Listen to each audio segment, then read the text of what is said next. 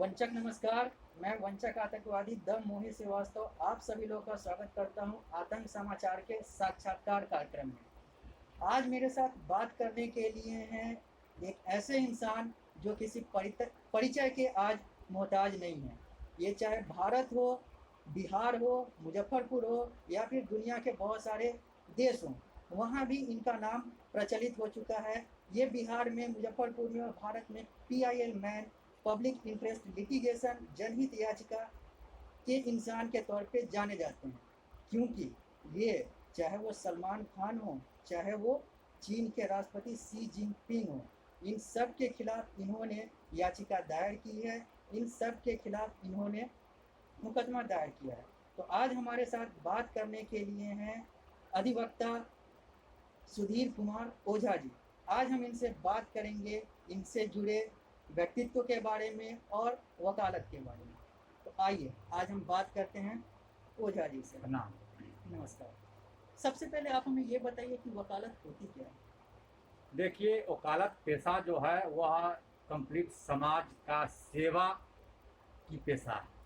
और समाज में जो गरीब गुरबा लोग हैं, या समाज में जो भी फैले भ्रष्टाचार है, या समाज में जो भी कुरीतियाँ होती है, या समाज में जो भी कानून का उल्लंघन होता है, उस दृष्टिकोण से अधिवक्ता का फर्ज बनता है कि वह न्याय और सिर्फ न्याय दिलाए।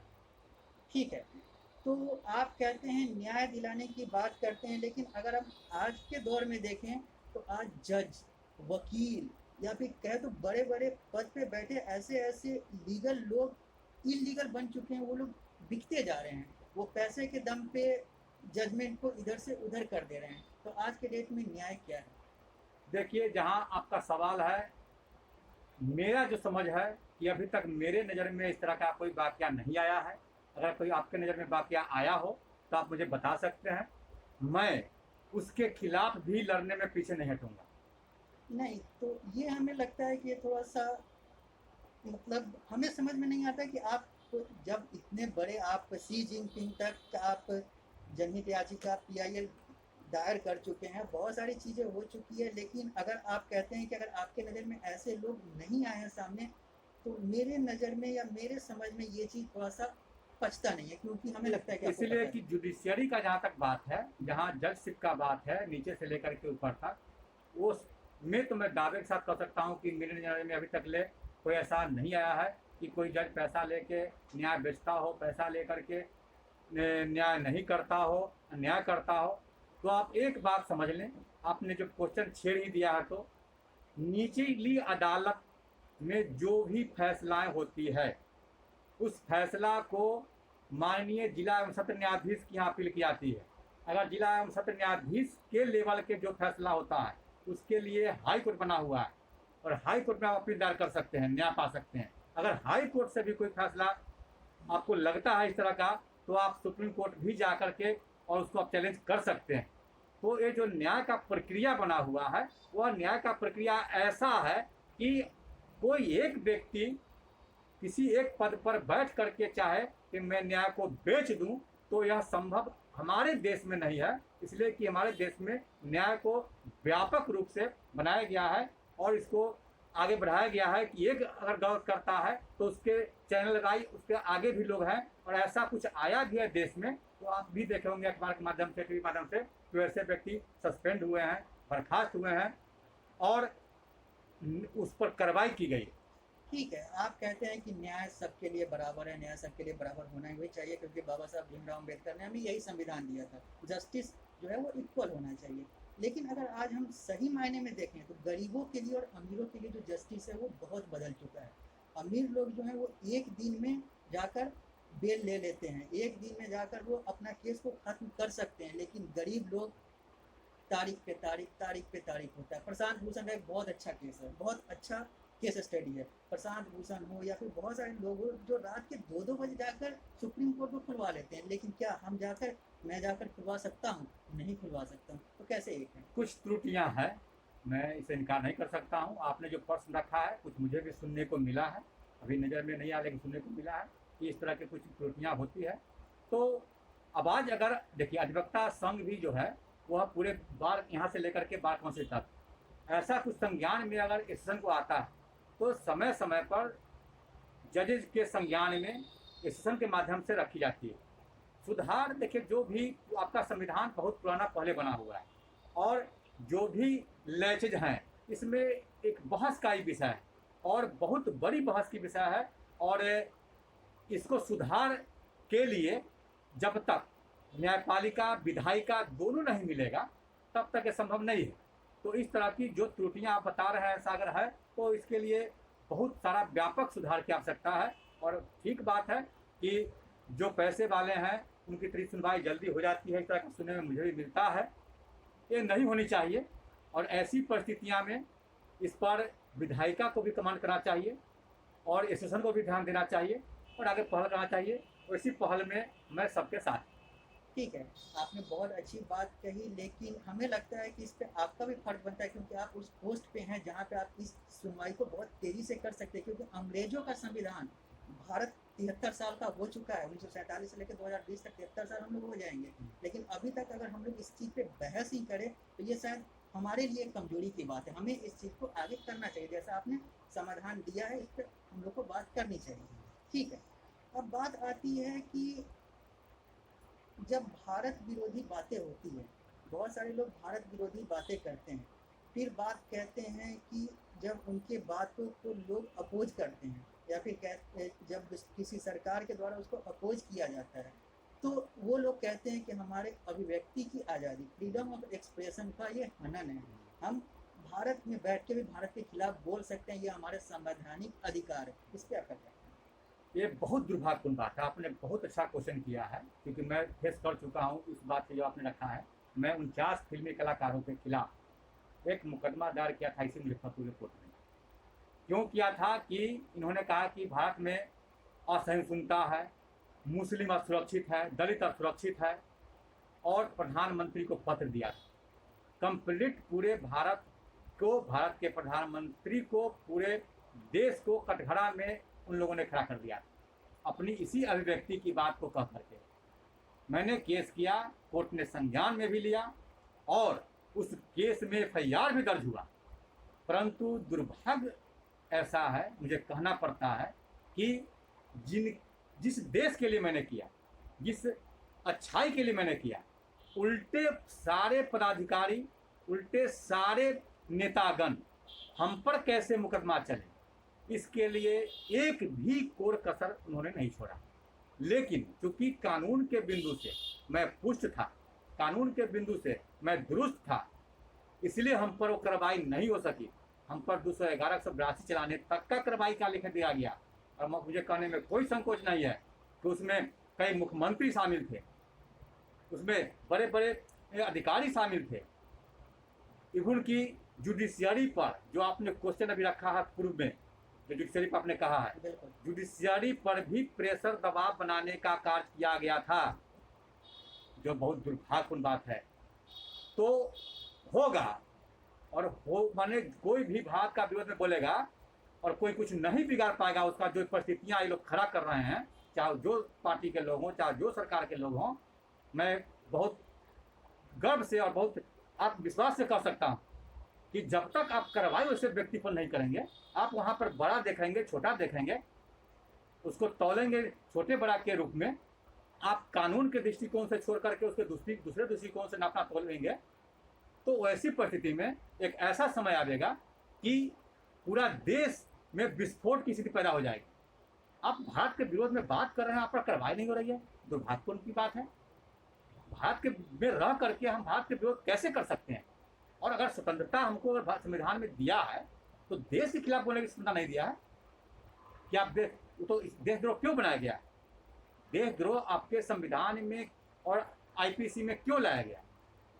लेकिन आज कई मुकदमा देशद्रोह का इस देश में चल रहा है। आज कई मुकदमा हो रहा है देशद्रोह का। मैंने देशद्रोह का ही मुकदमा किया था। अगर बड़े लोग हैं तो बड़ा बवाल हो जाता है, बचाने का प्रयास शुरू हो जाता है, तो छोटे का भी मनोबल बढ़ेगा और देश के खिलाफ बोलने में नहीं हिचकेगा कि भाई कोई बोलता है कुछ नहीं होता है, जबकि होनी चाहिए कि देश के खिलाफ छोटा हो या बड़ा हो, पहले देश है, उसके बाद राज्य है, जिला है, गांव है, समाज है और व्यक्ति है। देश नहीं है तो हम किस काम के, हम व्यक्ति किस काम का है। इसलिए देश का सम्मान सबसे बड़ा सम्मान है, और देश के सम्मान पर कोई व्यक्ति ठेस पहुंचाता है उसे सख्त से सख्त कार्रवाई हो। लेकिन ऐसा अभी हो नहीं पा रहा है। बड़ा छोटा के फेर में छोटा फंसता है, बड़ा बचता है, ये देखने को मिल रहा है। आपने जो बात कही, अगर हम जेएनयू केस को ही, अगर 2016 के जेएनयू केस को ही मुद्दा बनाए, वो तो पहले से रहा था, लेकिन एक चैनल ने 2016 के 9 फरवरी को उसको उजागर कर दिया। उसके बाद क्या हुआ कि उसका जो मुख्य आरोपी था वो हमारे बगल में, आपके बगल में बेगूसराय से लोकसभा का सांसद पद का उम्मीदवार बन जाता है वामपंथियों के द्वारा।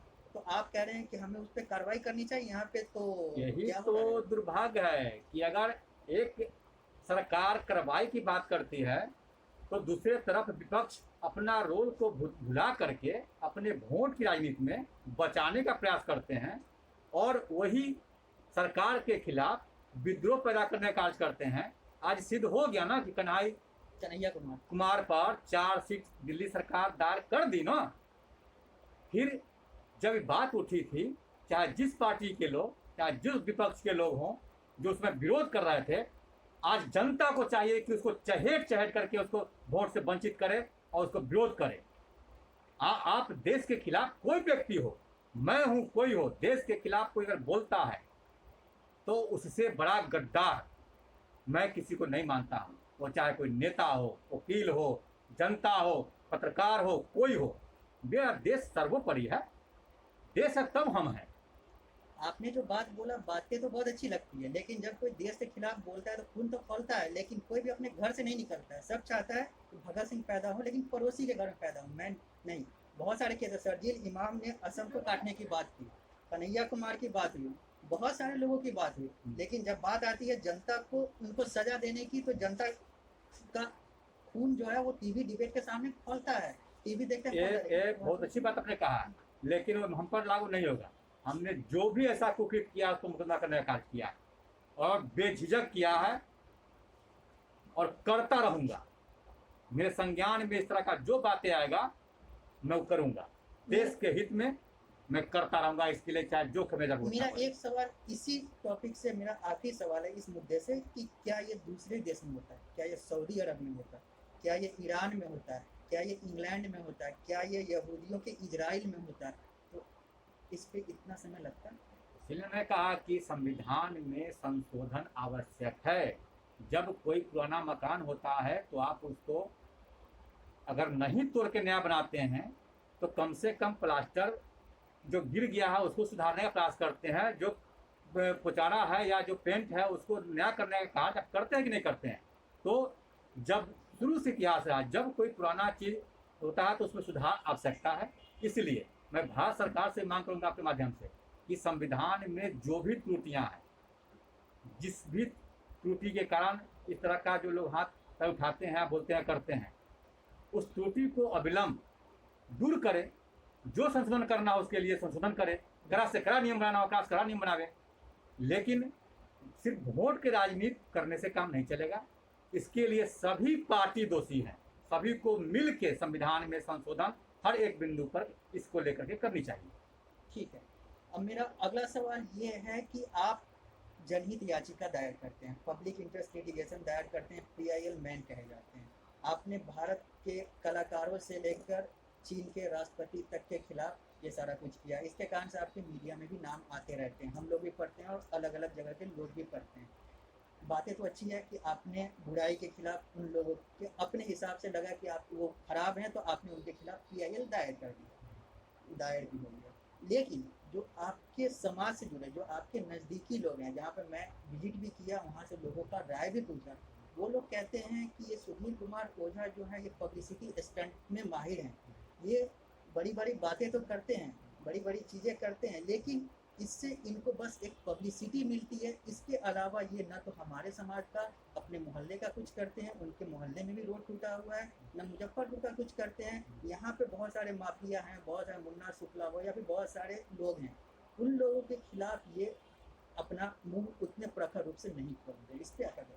देखिए, PIL जहाँ तक करने की बात है, मैं बता दूं कि कोर्ट फीस जब माननीय नीतीश कुमार जी 2007 में बढ़ाए, वह कोर्ट फीस अगर बढ़ गया होता तो आज मैं दावे के साथ कह सकता हूँ कि कोई गरीब व्यक्ति जिसको सताया जाता, जिसकी ज़मीन को दखल कर लिया था, वह कोर्ट में नहीं आ पाता।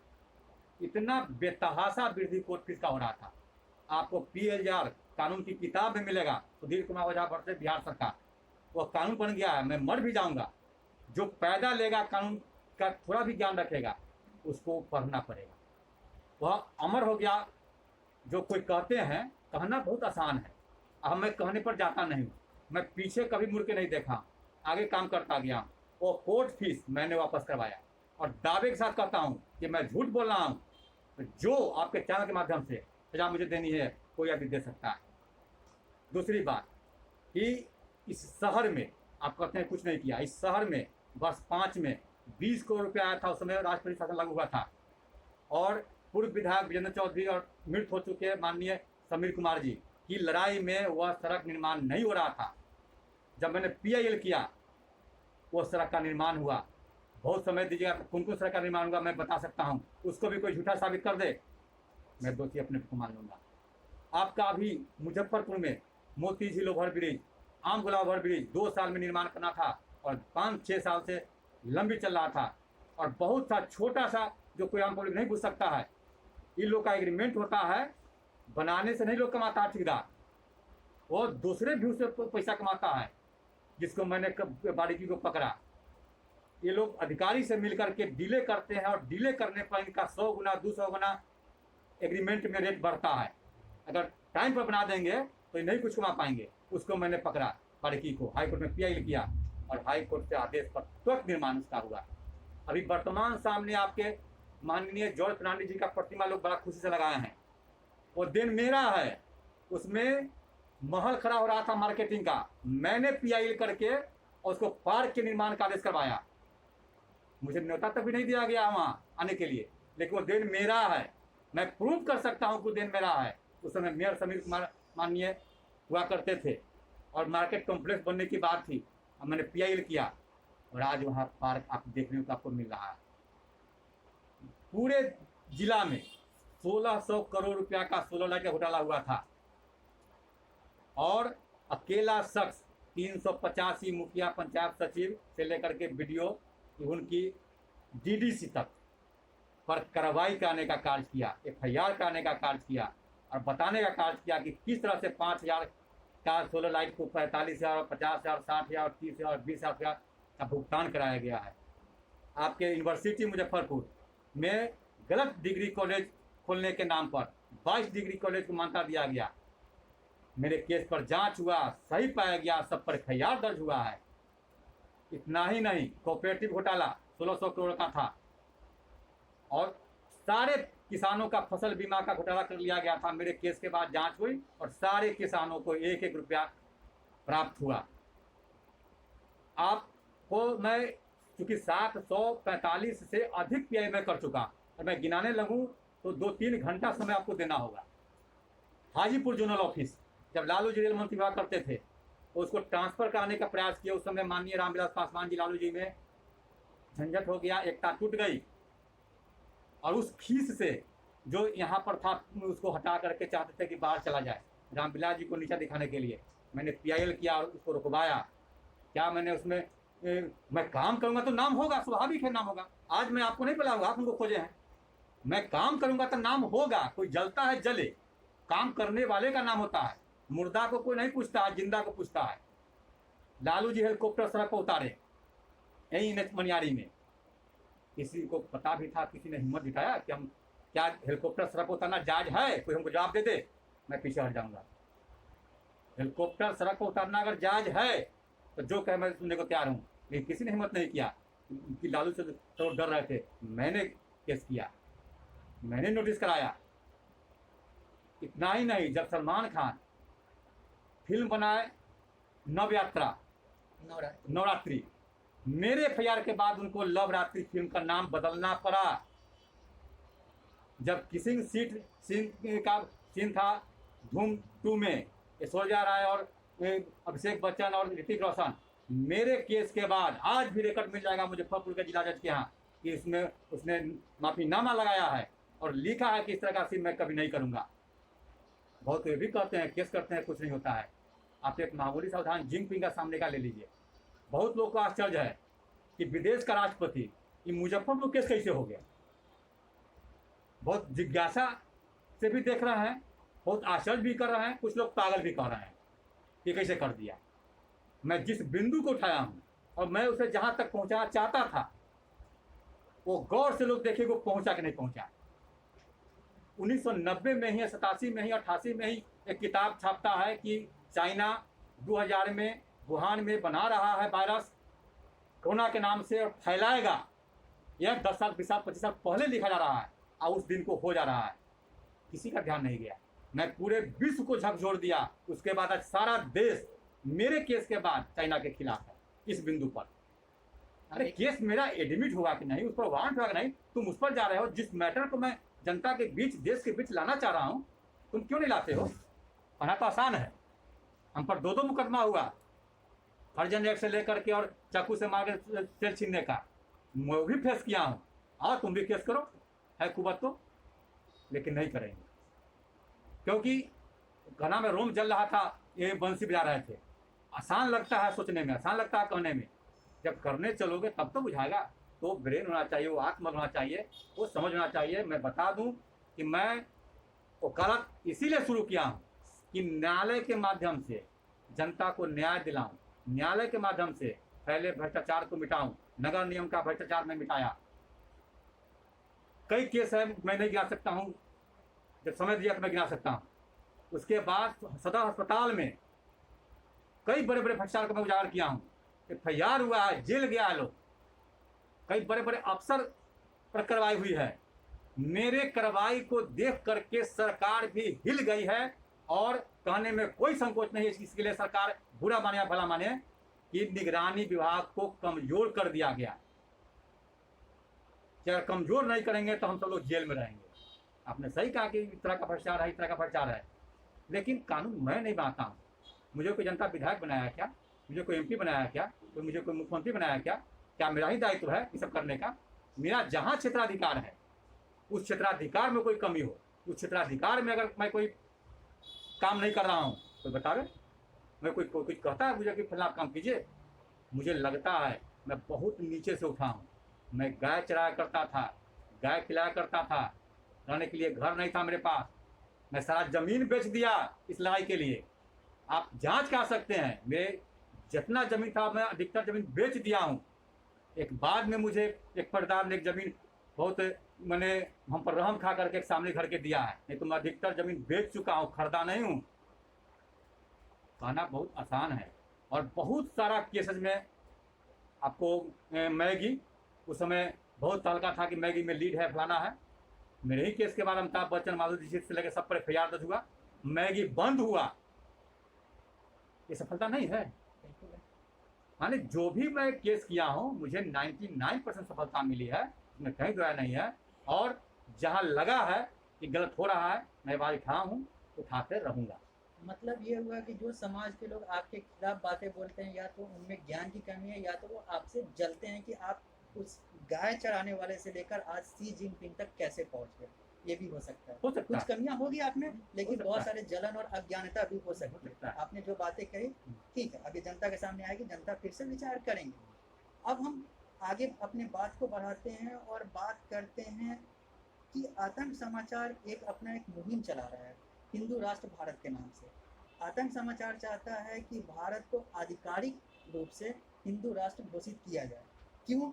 क्योंकि धर्म के नाम पे कोई राष्ट्र नहीं होना चाहिए। राष्ट्र का निर्माण धर्म के नाम पे नहीं होना चाहिए। इंसानियत सबसे बड़ी चीज़ होती है।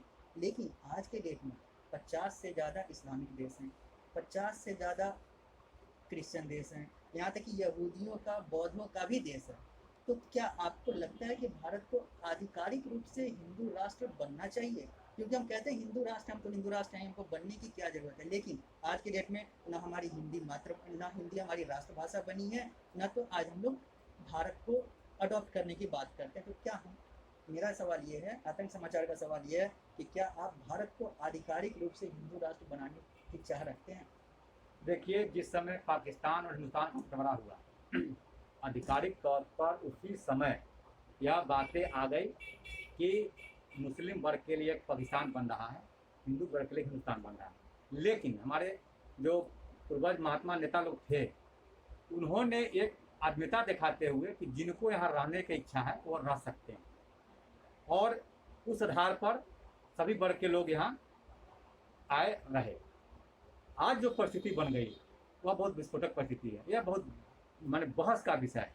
एक मेरे चाहने न चाहने से अभी नहीं होने वाला है कि यहाँ क्या होना नहीं होना चाहिए, लेकिन मैं इतना इंगित जरूर करूँगा कि पूर्व में जब ये बातें आ गई कि हिंदुस्तान और पाकिस्तान अलग अलग देश बनेगा, तो इससे स्पष्ट है हिंदुस्तान क्यों बना और पाकिस्तान क्यों बना। इसका आप जज कर लीजिए, आपको इसके सवाल का जवाब मिल जाएगा। मेरा तो साफ साफ जवाब है कि हिंदुस्तान को हिंदू राष्ट्र बनना चाहिए। ये नहीं कि हिंदू राष्ट्र का मतलब है कि बाकी धर्मों को यहाँ पे रहने का तो मौका अगर नहीं वो राष्ट्र बनता है तो मुझे कोई विरोध नहीं है। बिल्कुल, क्योंकि अगर आज हम भारत की बात करें 1947 के बाद की हम भारत चाहेंगे कि सभी लोग यहाँ सकुशल रहे, सब लोग मिलजुल कर रहे, और अगर हिंदू राष्ट्र की घोषणा होती है, बनती है, बात सही है कि पूरे विश्व में कोई ऐसा नहीं है जहाँ हिंदू राष्ट्र के रूप में हो, और बहुत सारे इस्लामिक चाहे बहुत सारे अति का देश है। तो ऐसी परिस्थिति में इसमें सभी को मिलजुल करके आगे बढ़ना चाहिए और इसको पहल करना चाहिए। आप निजी तौर पे इसका समर्थन करते हैं? अवश्य करते हैं। ठीक है, अब मेरा आपसे सेकेंड लास्ट सवाल ये है कि आप क्या भविष्य में आने वाले समय में, अभी बिहार चुनाव आ रहा है या फिर आगे और भी चुनाव आएंगे, लोकसभा के चुनाव आएंगे, बहुत सारे चुनाव आएंगे, क्या आप अपने आप को पॉलिटिकली आगे ले जाएंगे? क्या आप एमएलए एमपी वगैरह के लिए अपने आप को आगे देखते हैं? देखिए, एमएलए और एमपी से कम मेरा आप ही कह रहे हैं कि नाम नहीं है देश से विदेश तक ले। एमएलए एमपी लोग क्यों बनता है आपके विचार में? मैं जानना चाहता हूँ कि एमएलए एमपी लोग क्यों बनता है। अगर समाज सेवा के लिए बनता है तो समाज सेवा मैं बिना एमएलए एमपी बन के कर सकता हूँ, कर रहा हूँ। हाँ, अब हर आदमी की इच्छा होता है कि हम थोड़ा सा आगे बढ़े। तो अगर जिस पार्टी में हम हैं, पार्टी हमको अगर टिकट देगी तो मैं जरूर चुनाव लड़ूंगा। आप किस पार्टी से? मैं लोजपा से हूँ, लोक जनशक्ति पार्टी से। ठीक है। अगर पार्टी टिकट नहीं देगी तो मैं चुनाव नहीं लड़ूंगा, और अगर दिया चुनाव लड़ा तो मैं बेहतर काम करके दिखाऊंगा, इसका मैं गारंटी जरूर देता हूँ। और जो करना चाहिए नेताओं को, उससे एक मिसाल मैं काम करूंगा कि ऐसा होना चाहिए था, जो अब तक नहीं हुआ है तो ये कर रहे हैं। मतलब अगर आपको भविष्य में टिकट मिले तो आप लोजपा से लड़ेंगे? अगर लोजपा की जगह आरजेडी, बीजेपी या कोई और दे तो? वो तो देगा, उसके बाद देखा जाएगा। अभी तो गर्व की बात है, लेकिन इतना मैं जरूर कहूँगा कि अगर कोई टिकट दिया, मैं चुनाव लड़ा, विधायक बना, तो ना मैं पेंशन लूँगा, ना मैं उसका भत्ता लूँगा, ना मैं उसका वेतन लूँगा, ना मैं उसका गाड़ी लूँगा, ना मैं उसका लाल बत्ती लूँगा। कोई सुविधा लिए बगैर मैं समाज का सेवा करूँगा।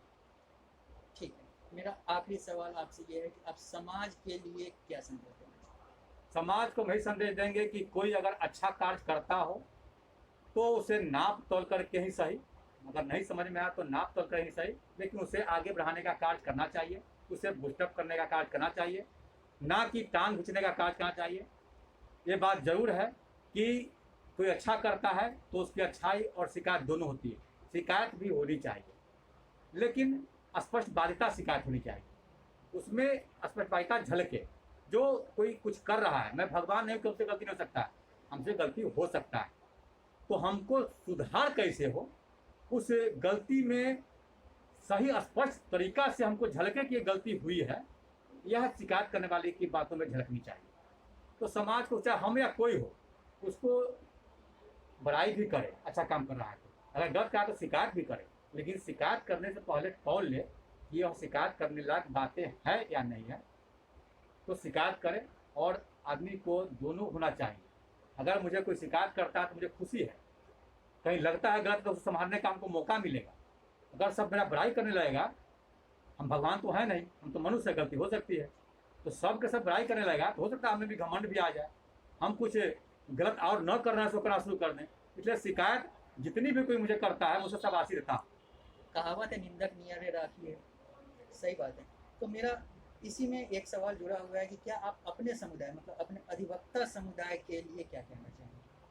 हम अपने अधिवक्ता समुदाय के लिए यही कहेंगे कि आप जिस न्याय की किताब पढ़ के कोर्ट में आए हैं, आपकी बहुत अहम भूमिका है, अहम रोल है।